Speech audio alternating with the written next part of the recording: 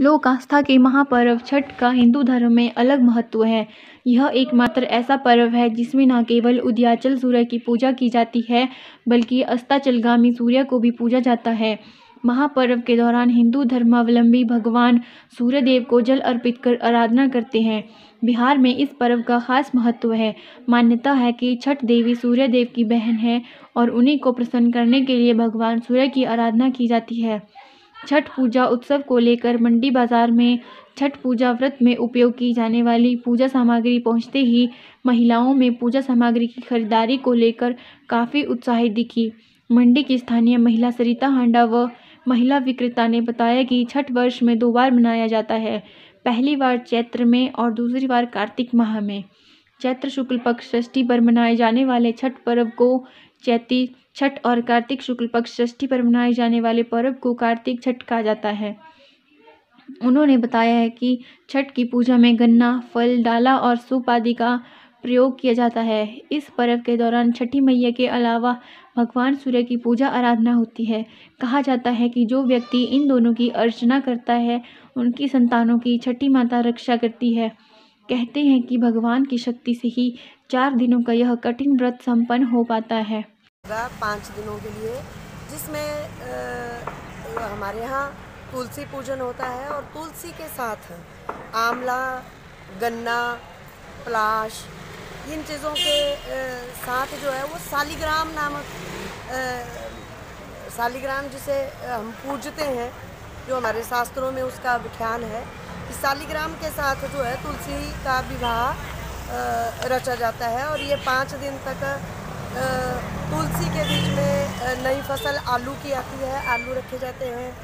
कुछ और जितने भी हमारे यहाँ की जो औषधीय प्लांट है, जैसे आंवला भी है और गन्ना भी है, तो इन चीज़ों को प्रकृति से जोड़ा गया है कि लोगों को पता चले कि ये सारी चीज़ें जो हैं हमारे जीवन में हमें ऊर्जा देती हैं, हमें स्वस्थ रखती हैं, निरोग रखती हैं।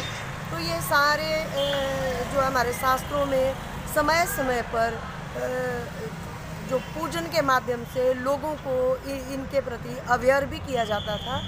तो ये वैसे इसकी एक पौराणिक कथा भी है कि जो जलंधर था, एक राक्षस जिसने भगवान को परास्त किया था एक तरह से, तो छल से भगवान ने उनकी पत्नी वृंदा को जो है उसका सत हर लिया था।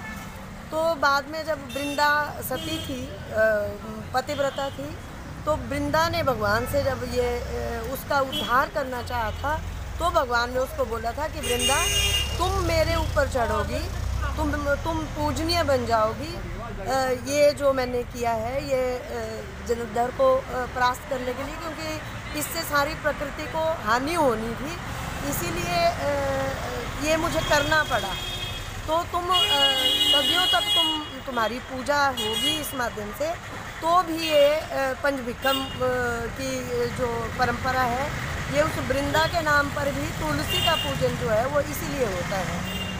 तो ये लोगों में एक अवेयरनेस आए कि आंवला कितनी औषधीय प्लांट है, गन्ना हमें ऊर्जा देता है, गुड़ के माध्यम से हमें पूरे सर्दी में हमें गन्ने का उपयोग करते हैं सब गुड़ के रूप में।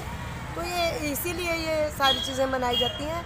और बहनें इन 5 दिनों में, जो बहनें अपने भाइयों को भैया दूज पे टिक्का नहीं लगा पाती हैं, किन्हीं कारणों से किसी के घर में डेथ हुई हो, कुछ हुआ हो, तो आगे आके ये इन 5 दिनों में भैया को टीका भी लगाते हैं और पूर्णमासी पे हम दीपदान भी करते हैं।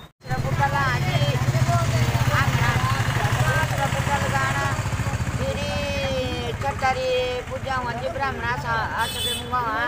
भैया आंबले चाहिए और गन्नी चाहिए, फलाहारी पात्र चाहिए।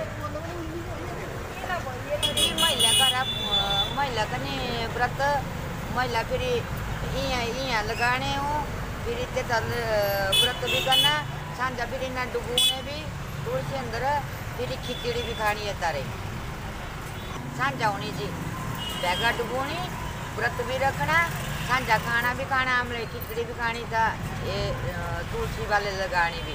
काल करना जी, आज नहीं काल करना। ये जी जब जैसा तुलसी और कोई आदमी नहीं लगा सकता। ब्राह्मण पूछिए भाई जूना जूना ला है ना भक्ति करा जी ना दिन और ऊंचा है। ओरिएंटल टाइम्स के लिए मंडी से विप्लव सकलानी की रिपोर्ट।